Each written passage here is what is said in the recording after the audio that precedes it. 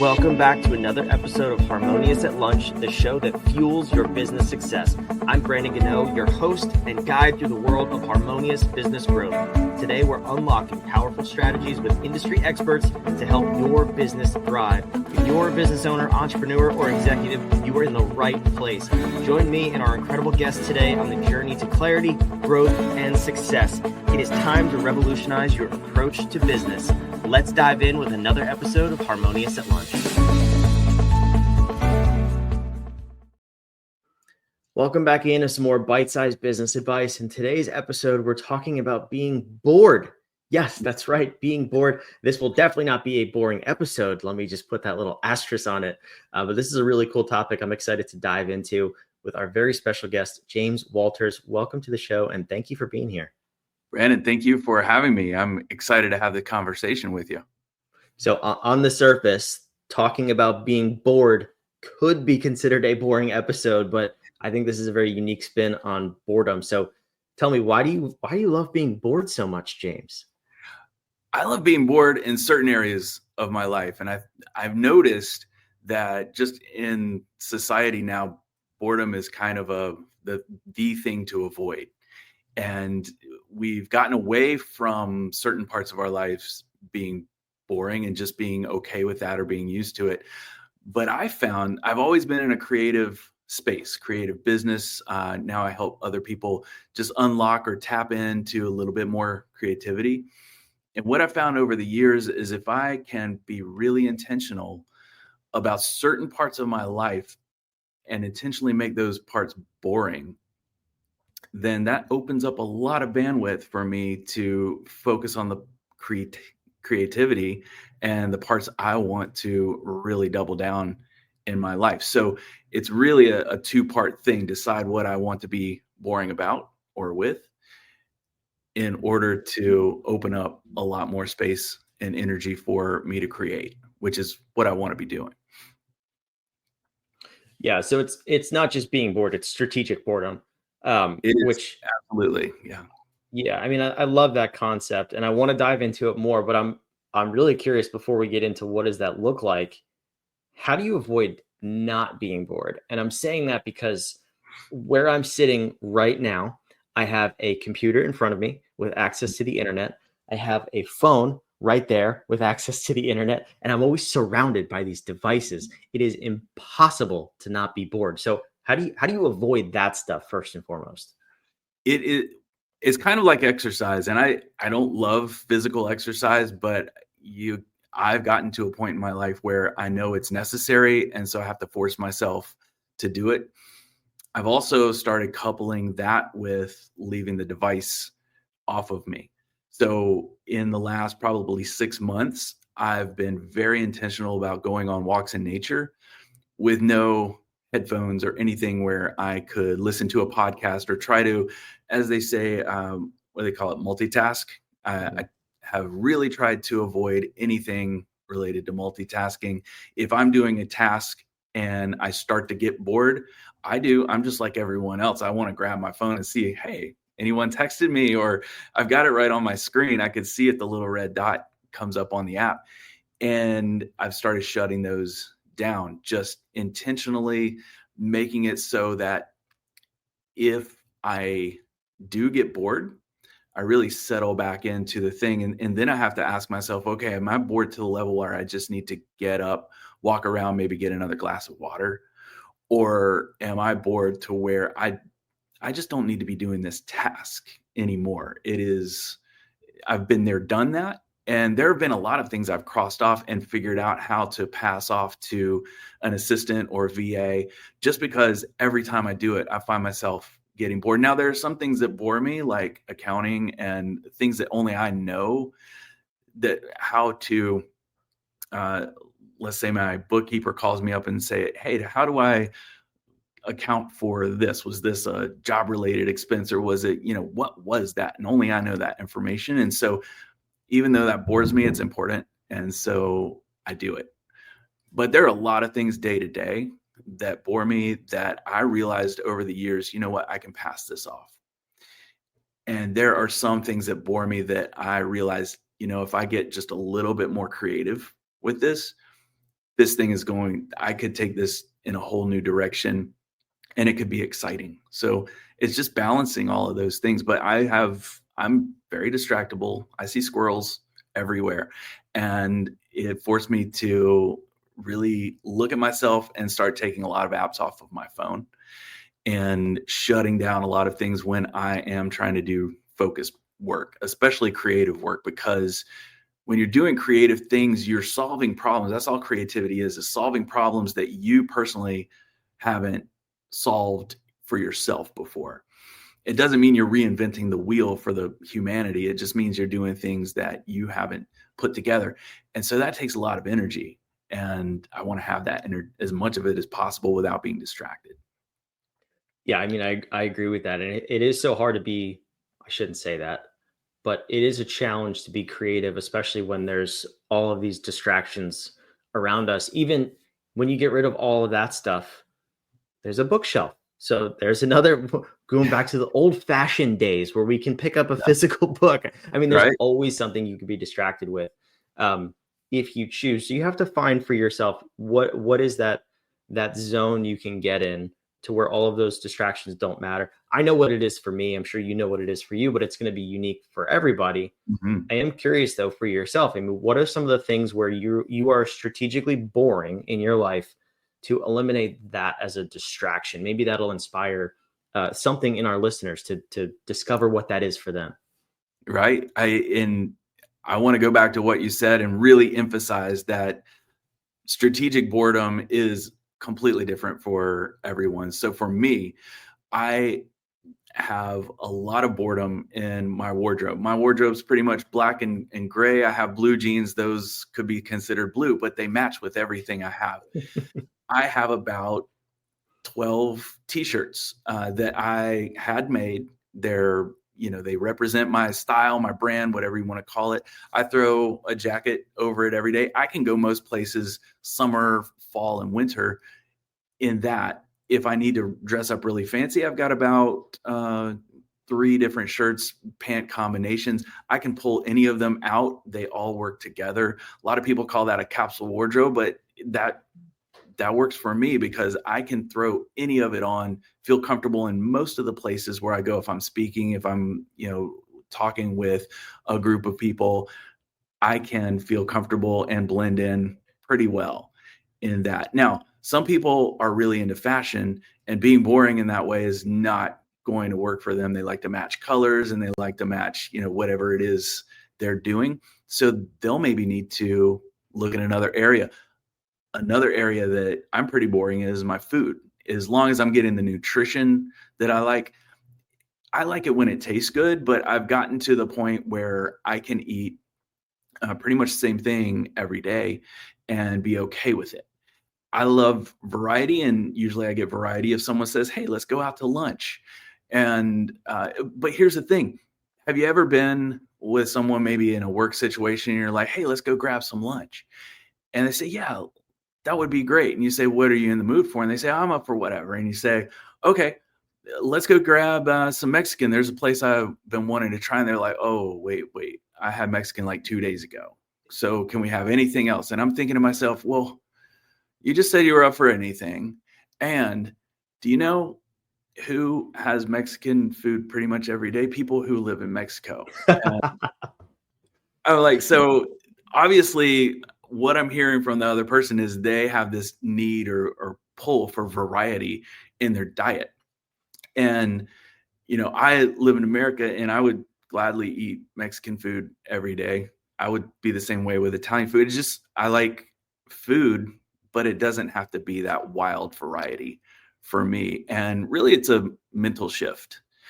And so if you can get good and comfortable with staying consistent in something, like some people are foodies and that is not going to work for them. They want to try something a little bit different, not only throughout the day, but throughout the seasons, whatever's fresh and available. So that's cool. That's not the area where they want to be boring, but that works for me. Yeah. I mean, I can relate to that. And it's really interesting too, because same thing. If you watch this podcast, you've never seen me not in a t-shirt. Yeah. I have like 8 different colors of the same exact t-shirt. I just rotate them through. That's how I live my life. Yeah. And food is the same way. I've gotten to the point where, and this is extreme, I'm not advocating this, but I have one meal a day during the week. It is Yeah. the same meal Monday through Friday. Yeah. And I'm perfectly happy. I dabble on the line of foodie though. So on the weekends, that's where I splurge. I explore. I make a creative dish for my wife and kids, and we have fun with food then. But what I've calculated is the cost during the week of, and what we're talking about is decision fatigue. The Right. cost of the decision of what to eat, what to wear, what to do with my time is far too high that it cost me hours of productivity both before and after the meal. So that's why I'm like, well, I'm just going to do it once a day and I'm going to have the same thing. So I don't have to think about it.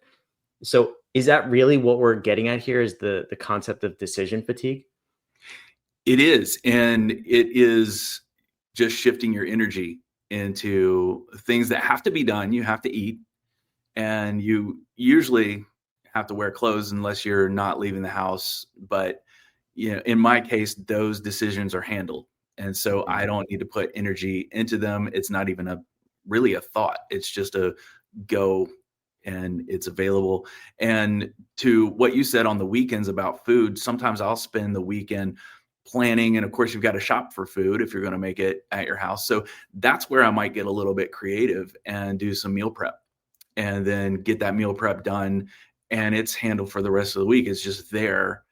And right now I'm at a writer's residency. I'm about an hour and a half away from my house, so I'm not going back and forth. I'm staying here for the whole week, but I prepped containers of food that if I get hungry, I'm just going to go, I know what I'm going to eat, and then I can go back to writing as soon as I'm finished. So it's not what restaurant should I go, or what should I go pick up at the store? It's I'm hungry, go to the refrigerator, goes to microwave, goes to my mouth, and then goes back to writing. I love it. So what does this look like for entrepreneurs? If we want to be a little bit more strategic with our boredom, if we want to come up with creative ideas for our business, I'm so convinced that you cannot come up with good creative solutions if your mind is bogged down with something else. It could be the mundane decisions of what you're going to eat. It could also be, how am I going to make payroll this week? So making that time and space for strategic boredom, what are some of the outcomes you've experienced, either personally with clients or with people you've helped over the years?